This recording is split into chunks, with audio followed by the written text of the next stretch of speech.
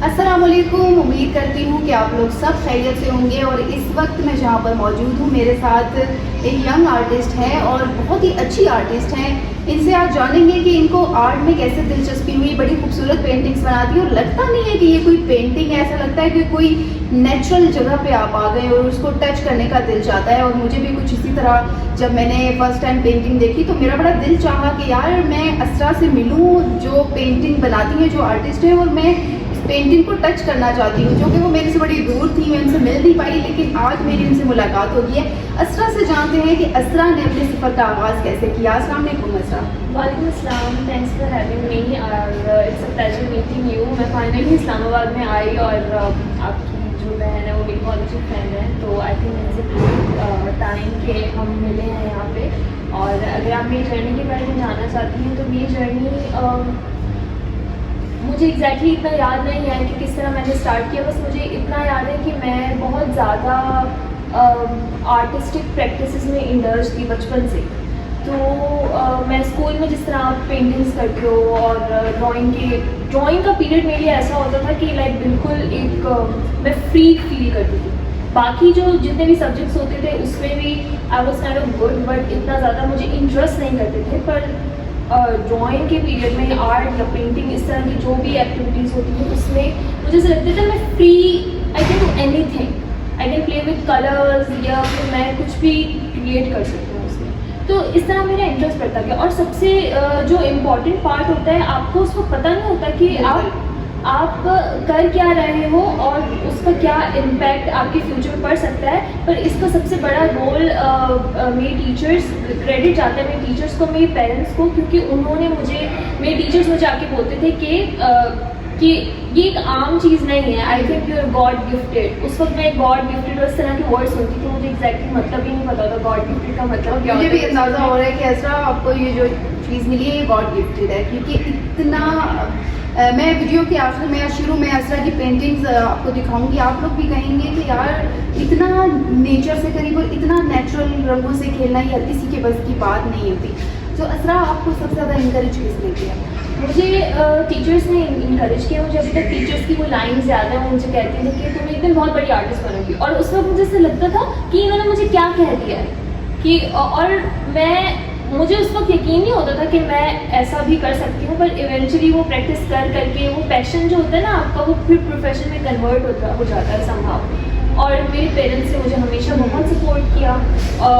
मुझे art academies में छोड़ के आना, और आप कह रही हैं ना कि मेरा किस तरह जो सफ़र गुजरा, तो मैं स्कूल से वापसी में आर्ट एकेडमी जाती थी। वो स्कूल से जल्दी थोड़े से होता है ना, जल्दी छुट्टी लेना और जल्दी जाना, फिर वापसी में आर्ट एकेडमी जाना, उसके बाद फिर वहाँ पे प्रैक्टिस करना, देन घर आना। तो ये कंटिन्यूसली साइमल्टेनियसली चीज़ें बचपन से चलती जाती हैं। देन उसके बाद फिर बीच में ये हुआ था कि मैं एक ऐसा टाइम भी आया था मेरी लाइफ में कि मैं बिल्कुल आर्ट को भूल गई थी। और वो वाला टाइम था कि जब आप बोर्ड के पेपर्स एग्जाम में आते हो, उस वक्त मैं बिल्कुल ये भी भूल गई थी कि मुझे एक लाइन भी ड्रॉ करनी आती है। और फिर वो जो जितने भी टेक्निकल सब्जेक्ट्स थे उनमें, और फिर जो सारे बच्चे जो आपकी क्लास में सब होते थे, इंजीनियर बनना है, डॉक्टर बनना है, इंजीनियर बनना है, डॉक्टर बनना है, तो मेरे दिमाग में वो सारी बातें हावी हो गई कि बस अच्छा यही सर्टेन फील्ड्स हैं और बस यही वही जो में बताया जाता है कि तुमने डॉक्टर बनना है, इंजीनियर बनना है, इसके अलावा तो कुछ करना ही नहीं है। एग्जैक्टली।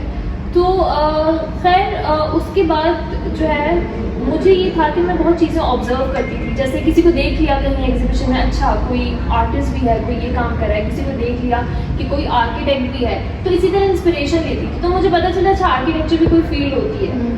किसी को मैंने देखा एज एन आर्किटेक्ट या किसी का काम देखा, और इस तरह मुझे बिल्डिंग से बहुत इंस्पायर करी। तो मुझे पता चला कि अच्छा आर्किटेक्चर भी एक फील्ड है। देन फिर मैंने सोचा कि ठीक है, मैं आगे मुझसे जो ये मेरा बोर्ड का टाइम गुजरा था वो बहुत ज़्यादा, मुझे लगता है was being very hard on my self. तो मैंने सोचा कि ठीक है, मुझे आगे यूनिवर्सिटी में ये इतना परस्यू नहीं करना, मैं कोई ऐसी फील्ड लूँगी जो आर्ट से रिलेटेड हो। लाइक तो आर्किटेक्चर भी एक टेक्निकल फील्ड है, पर वो at least it's about designing, planning, और इसमें बहुत ज़्यादा एस्थेटिक्स हैं, उसमें बहुत ज़्यादा आपकी जैसे इंटीरियर डिज़ाइनिंग होती है, उसमें पूरा मिक्स एंड मैच कलर्स और ये सारी चीज़ें होती है। तो वो सब चीज़ें मेरी इंटरेस्ट की थी। तो इसलिए मैंने फिर आर्किटेक्चर पिक किया और उसमें मेरी आर्ट ने मुझे इतना हेल्प किया कि मैं आपको क्या बताऊँ। और मतलब उसमें जितनी भी प्रेजेंटेशन बनानी होती है, आपका जो आर्टिस्टिक सेंस होता है ना, वो आपको बहुत हेल्प करता है बहुत सारी चीज़ों में। लेट्स से अगर आपको फैशन डिज़ाइनिंग करनी है और एक ऐसे इंसान को फैशन डिज़ाइनिंग करनी है जिसका आर्टिस्टिक सेंस इतना अच्छा नहीं है,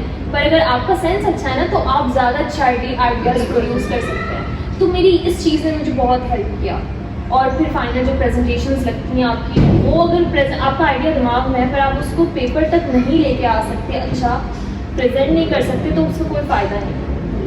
तो वो प्रेजेंटेशंस मेरी वो सारी टीचर्स को बहुत अच्छी लगती थी। तो इसी तरह फिर मैंने आर्किटेक्चर अपना अल्हम्दुलिल्लाह डिस्टिंक्शन के साथ कंप्लीट किया और फिर मैंने इसी तरह आगे अब तो खैर ये है कि मैं मैंने पूरा अपना यूनिवर्सिटी टाइम अपना आर्ट, अपना यानी अपनी एकेडमिक्स और अपना जो ये आर्ट वाली चीज़ है, इसको पैशन बोल रहे हैं आप, पैशन या हॉबी बोल रहे हैं, तो वो दोनों मैंने साथ साथ किया। अच्छा, अभी असरा आपने जितना भी, क्योंकि आपका तो बचपन ही आर्टिस्ट एज आर्टिस्ट गुजरा है, तो आपने अब तक कितने पोर्ट्रेट या कितनी स्केचिंग या कितनी पेंटिंग्स बनाई होंगी? मैं एग्जैक्टली काउंट नहीं कर सकती क्योंकि मैं अभी भी बना रही हूँ, बनाते बनाते इस्लामाबाद पहुँची हूँ कि बस ये वाला जो है ना मुझे ख़त्म करनी है, पेंटिंग आनी है। इवन मैं अभी बस में भी पेंटिंग ही कर रही थी, लाइक छोटी छोटी वो कुछ लैंडस्केप्स बना रही थी।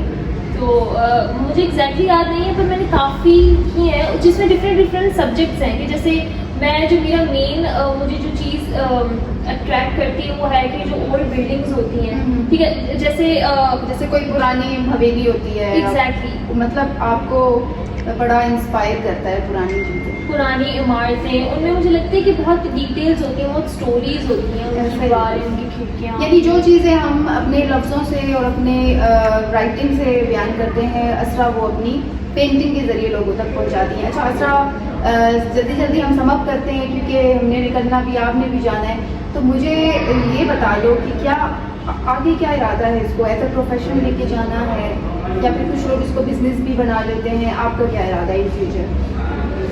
मेरा इन फ्यूचर प्लान बहुत सिंपल है क्योंकि मैंने बहुत जल्दी रियलाइज़ कर लिया कि अच्छा मुझे जो है अपनी आर्ट वाली चीज़ को आगे लेके चलना है। तो मैं बहुत शुरू से क्लियर हो गई थी और क्योंकि मेरा प्रोफेशन बिल्कुल अलग है आर्किटेक्चर, तो मुझे बस दोनों को साइमल्टेनियसली एक साथ परस्यू करना है आगे। अच्छा, असरा के बारे में मैं ख़ास बात ये बता दूँ कि असरा का ताल्लुक सिंध से है और सिंध से बहुत कम लड़कियाँ ऐसी होती हैं कि वो आगे जाएं। तो असरा एज ए सिंधी भी और एज अ गर्ल भी आप क्या मैसेज देना चाहोगे? जो जितनी भी लड़कियाँ हैं जो आगे बढ़ना चाहती हैं या फिर कोई चीज़ उन्हें बैकअप पे ले सकती है कि नहीं यार छोड़ो, लीव इट, उनको क्या कहना चाहोगे? इनफैक्ट मेरी अपनी फैमिली की ये मैं बात कहूँगी। मेरी अपनी फैमिली में मेरी कुछ कज़न्स हैं जो नहीं, बहुत सारी चीज़ें वो करना चाहती हैं पर वो समहाउ नहीं कर पाती, ठीक है। पर अगर मैं भी अपना शुरू का स्टार्ट का देखूँ तो बहुत सारी, ऐसा नहीं है कि मुझे बहुत इजीली मैंने स्मूथली सब चीज़ें कर ली थी। कुछ जगहें ऐसी आई थी जब मुझे भी कहा गया कि बेटा ये तुम कैसे, ये चीज़ कैसे सोच रही हो, ये तो बहुत मुश्किल है। एक फॉर एग्जाम्पल बहुत छोटी सी मिसाल दे रही हूँ कि जैसे मेरा एक एग्जीबिशन था इंटरनेशनल, तो उस पर जब मैं चाहती थी मैं जाऊँ अटेंड करूँ because I was invited for it कि they wanted me to exhibit my painting there. तो जब मैंने फैमिली में बताया तो उन्होंने कहा कि तुम सोच भी कैसे सकती हो इतना दूर जाना और ये वो सब कैसे होगा। तो पर मैंने कहा मुझे जाना है, नियत आप कर लेना कि नहीं मुझे ये करना है, मुझे ये चीज़ करनी है, तो सब हो जाता है, ट्रस्ट मी सब हो जाता है। तो मैं बस उनको इतना बोलूँगी कि अगर आप आगे कुछ करना चाहते हैं ना तो आप फिर उस जो चीज़ आप लाइफ में वाकई एक्चुअली करना चाहते हैं ना, जस्ट डू इट। उसके लिए कोई एक्सक्यूज़ आप कभी भी नहीं दे सकते हैं कि ऐसा नहीं हुआ या वैसा नहीं हुआ या ऐसा नहीं था या वैसा नहीं। बहुत अच्छी कोटेशन है, मुझे बहुत पसंद है कि losers always find excuses and winners find their way. तो जो विनर्स होते हैं ना, they always somehow they will make their path, they will find a way. Thank you so much Asra की इस कोट के साथ मैं आप लोगों से भी इजाज़त चाहूँगी। बड़ी अच्छी बातें असरा ने की और बड़ा अच्छा मैसेज दिया कि अगर आप वाकई कुछ करने की हिम्मत रखते हैं और वाकई आप में जज्बा है तो उसको करने के लिए निकल पड़े। ये मत सोचें कि क्या होगा, जब आप उस चीज़ को निकल पड़ते हैं तो खुद रास्ते और मंजिलें तय हो जाती हैं। इसी के साथ ही मुझे और असरा को दीजिए इजाज़त। अल्लाह हाफ़िज़।